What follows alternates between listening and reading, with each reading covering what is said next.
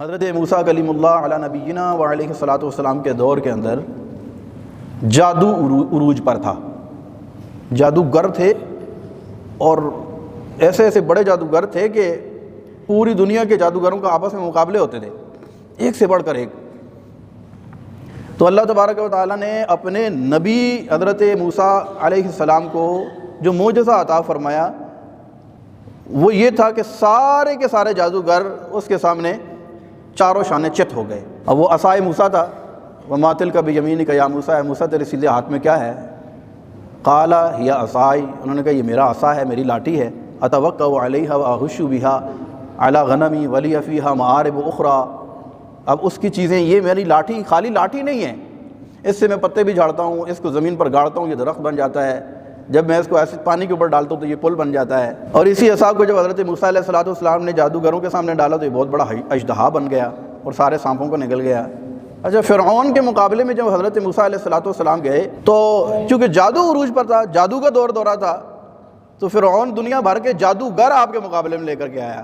یہ نہیں ہے کہ دنیا بھر کے طبیب آپ کے مقابلے میں لے کے آ گیا ہو، یا دنیا بھر کے کوئی کاریگر آپ کے مقابلے میں لے کے آ گیا ہو، یا کسی اور فن کے ماہرین آپ کے مقابلے میں لے کے آ گیا ہو. نہیں، بلکہ جادوگروں کو لے کے آیا، کیونکہ وہ وقت ہی ایسا تھا. تو اس دور کی موافقت سے اللہ تبارک و تعالیٰ نے حضرت موسیٰ علیہ السلام کو اس طرح کے معجزات عطا فرمائے. حضرت عیسیٰ علیہ السلام کے دور میں علم طب عروج پر تھا، اور حضرت عیسیٰ علیہ السلام چونکہ یونان کا علاقہ تھا یا یونان کے قریب، تو آپ کو پتہ ہے کہ یونان کی طب ابھی بھی آپ دیکھیں کہ طب جو ہے نا وہ یونانی دواخانہ یا یونان کے حوالے سے طب کو منسوب کیا جاتا ہے.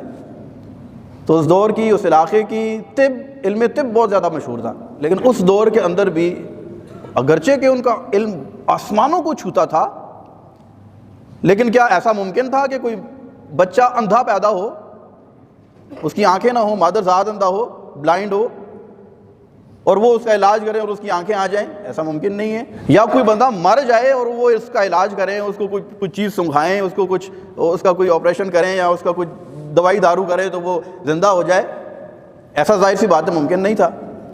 لیکن اس دور کے اندر حضرت عیسیٰ علیہ السلام کو اللہ تبارک و تعالیٰ نے جو معجزات عطا فرمائے، سارے کے سارے طبیب دیکھتے ہی رہ گئے. وہ کیا تھا؟ انی اخلق لکم من الطین کہیئۃ الطیر فانفخ فیہا فیکون طیرا باذن اللہ. کہتے ہیں میں مٹی سے پرندے بناتا ہوں، پھر ان مٹی کے پرندوں میں فانفخ فیہ، میں ان میں پھونک مارتا ہوں، فیکون طیرا باذن اللہ، تو وہ کیا کرتا ہے؟ وہ پرندہ بن کر اڑنا شروع ہو جاتا ہے. وابری الاکمہ والابرص واحیی الموتى باذن اللہ، میں مادر زاد اندھوں کو انکھیارہ کر دیتا ہوں، اور کوڑ، برس اور جذام کے مریضوں کو شفا دے دیتا ہوں. واحیی الموتى باذن اللہ، اور میں مرے ہوئے کو زندہ کر دیتا ہوں اللہ کے اذن سے. تو جب یہ منظر دیکھا نا ان طبیبوں نے تو وہ کیا ہوا؟ بس وہ دیکھتے ہی رہ گئے. تو جس دور کے اندر جو کام عروج پر تھا، اللہ تبارک و تعالیٰ نے اپنے نبی کو اسی کے مطابق معجزہ عطا فرمایا. حضرت صالح علیہ السلام کے دور میں لوگ پتھروں کے اندر گھر بناتے تھے، پتھر کو کاٹ کر گھر بنا دیتے تھے. تو اللہ تبارک و تعالیٰ نے پتھر سے اونٹنی برآمد فرما دی کہ تم گھر تو بناتے ہو لیکن اس سے زندہ اونٹنی نکل آئے. یہ معجزہ تھا حضرت صالح علیہ السلام کا. تو ہمارے نبی پاک صلی اللہ علیہ وسلم کے دور میں فصاحت اور بلاغت عروج پر تھی. حال یہ تھا کہ ہر چیز کا انہوں نے نام رکھا ہوا تھا. اور آپ کو پتہ ہے کہ ایک لفظ بڑا کامن ہے، عرب اور عجم. کہتے ہیں یار فلاں بندہ عربی ہے اور ہم عجمی ہیں. یہ عجم کا مطلب کیا ہے؟ عجم کا مطلب ہوتا ہے گنگا. یعنی ان کو اپنی فصاحت و بلاغت پر اتنا ناز تھا کہ وہ کہتے تھے کہ بولتے تو عربی ہی ہیں، باقی سارے تو گونگے ہیں. وہ ہمیں کیا کہتے ہیں؟ ابھی بھی ہم عجمی ہیں. عجمی یعنی وہ عجمی اس کا اپوزٹ ہے، اینٹونیم ہے اس کا، کہ کیا ہے؟ وہ بولتے ہیں، ہم کیا ہیں؟ وہ کہتے ہیں بولتا تو عربی ہی بولتا ہے، باقی زبانیں بولنے والے تو سارے گونگے ہیں.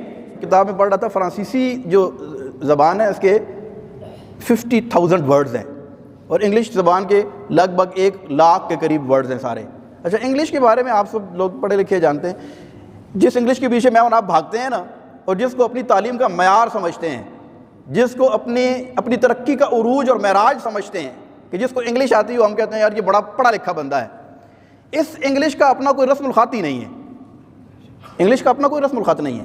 حالانکہ ہماری پنجابی کا رسم الخط ہے، ہندی کا رسم الخط ہے، اردو کا رسم الخط ہے، لیکن انگلش کا اپنا کوئی ذاتی رسم الخط نہیں ہے. یہ رومن میں لکھی جاتی ہے. اس کے سارے ملا کے 1,00,000 کے قریب اس کے ورڈز ہیں، سارے اگر ملائے جائیں. اور عربی زبان یہ 4,00,000 مادوں پر مشتمل ہے. یعنی مادہ کیسے کہتے ہیں؟ Root words, root letters. ان کی اقسام 4,00,000 ہے، اور ہر مادے کے کتنے الفاظ ہیں اس کو 8 دن تک کوئی گن نہیں سکا. کتنی الیکوئٹ لینگویج ہے یہ، کتنی فصیح اور بلیغ زبان ہے. ہمارے بات اب اس کی مثال میں آپ کو دیتا ہوں. جیسے مثال کے طور پر ایک لفظ ہے سمع، اس کا مطلب ہوتا ہے سنا اس ایک مرد نے. تو اس کے روٹ لیٹرز کیا ہیں؟ سین، میم اور عین.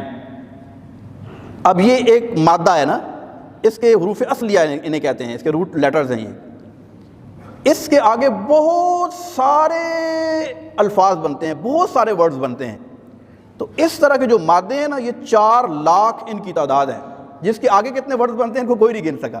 ہمارے یہ ہاتھ ہے نا، ہاتھوں کی 10 انگلیاں ہیں. تو ہم اس انگلی کو کیا کہتے ہیں؟ چھوٹی انگلی. اس کو کہتے ہیں اس کے برابر والی انگلی. اس کو کہتے ہیں یہ درمیان والی انگلی. اس کو کہتے ہیں یہ شہادت کی انگلی ہے. تو یہ کوئی نام نہیں ہے، یہ تو ہم نے ساتھ والی کی نسبت سے کہا کہ یہ بڑی ہے، یہ چھوٹی ہے، یہ درمیان والی ہے. ہمارے ہاں تو انگلیوں کے بھی نام نہیں ہیں. عربی کے اندر انگلیوں کے پوروں کے بھی الگ الگ نام ہیں. انگلی کے شہادت کی انگلی کے اس پورے کا الگ نام ہے، اس کا الگ نام ہے، اس کا الگ نام ہے، اس کا الگ نام ہے.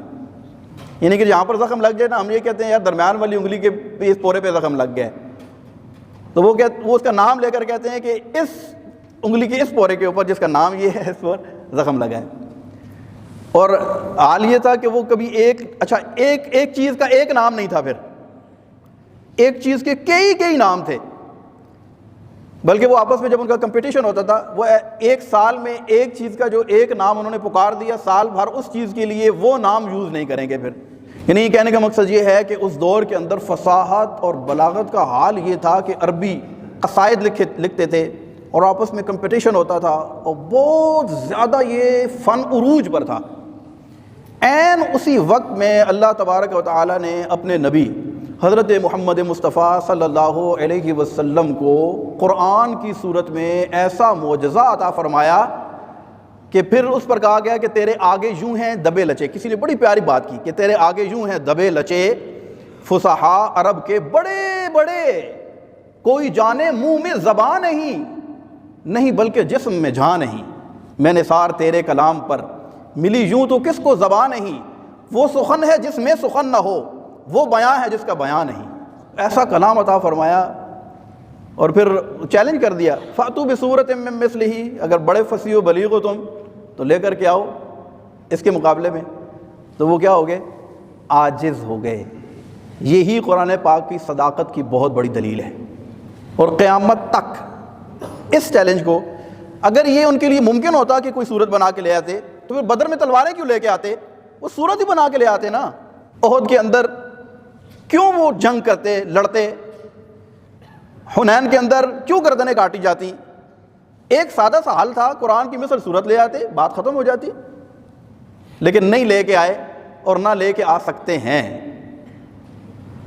اسی لیے فرمایا وَإِن لَمْ تَفْعَلُوا وَلَن تَفْعَلُوا فَاتَّقُوا النَّارَ الَّتِي، کہا کہ اگر وہ نہ لا سکیں اور وہ ہرگز نہ لا سکیں گے.